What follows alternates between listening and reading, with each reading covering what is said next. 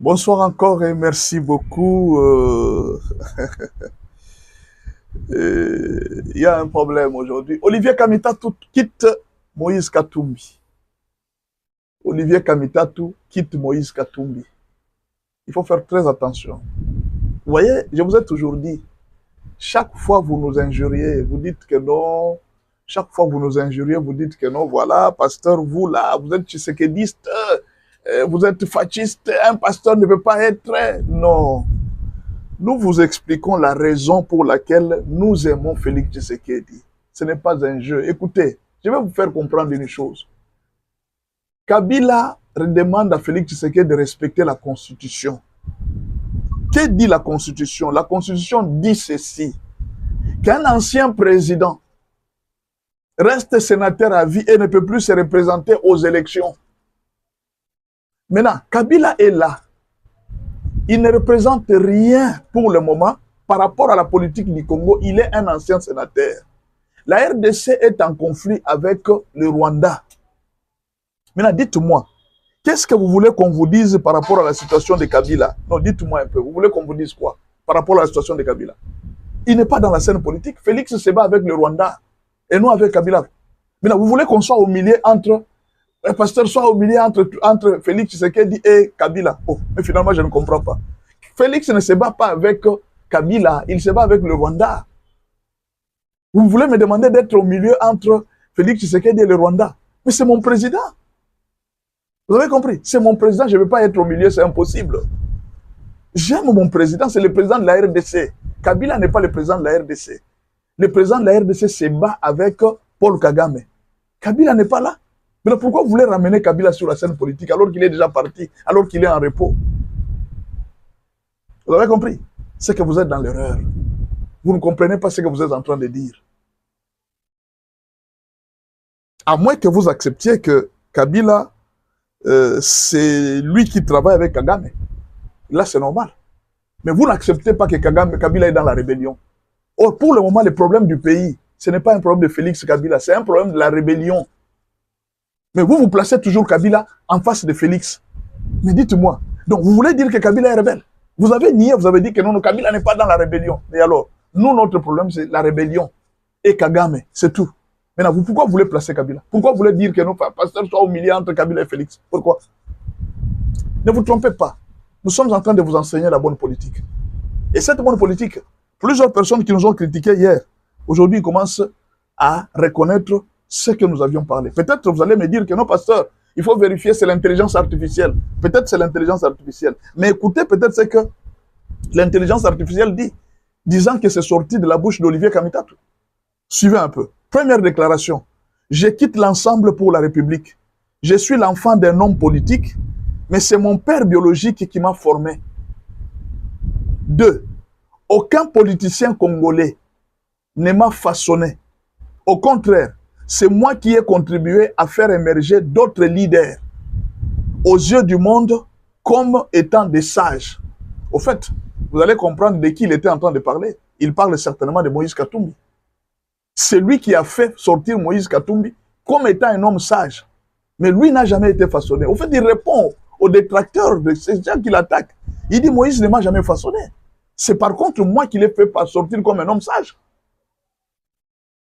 J'encourage troisième déclaration. J'encourage le président Félix Antoine Tshisekedi, saluant son amour pour la RDC, la vision déterminée et son courage de rebâtir la République démocratique du Congo. 4. Le président Félix Antoine Tshisekedi incarne l'espoir et la force nécessaires pour un avenir pour le Congo. Alors dites-moi, on fait comment? Toi, tu m'as injurié hier, tu m'as dit que non, pasteur, toi là, tu étais entre... Tu critiques toujours Katumbi, tu critiques toujours Kabila, toi tu n'aimes pas les Katangais, tu injures les Katangais. Maintenant, je te pose la question, on fait comment? Lui, là, il vient de quitter l'ensemble. Il vient de reconnaître que le travail de Félix Tshisekedi, c'est un homme qui incarne l'avenir du Congo. Maintenant, c'est lui qui était avec Katumbi. Je vous ai dit, vous n'avez pas compris. Il n'y a pas longtemps, je vous ai fait une vidéo ici, je vous ai dit que Katumbi quitte en silence Joseph Kabila. Ne croyez pas que ce qu'Olivier Kamitatou est en train de faire, c'est sans Katumbi derrière. Katumbi est derrière.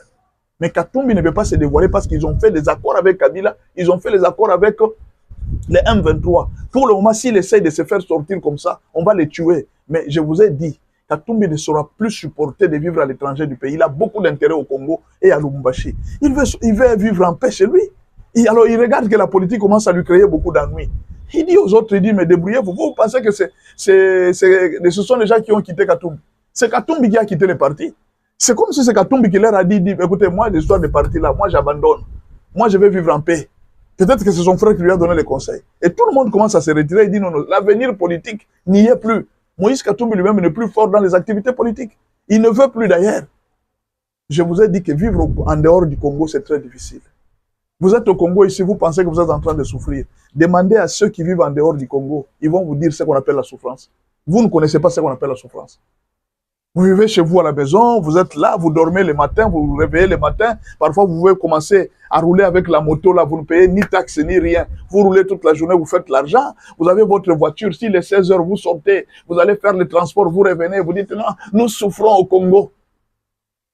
Allez dans des pays étrangers, c'est là que vous allez comprendre ce qu'on appelle la souffrance.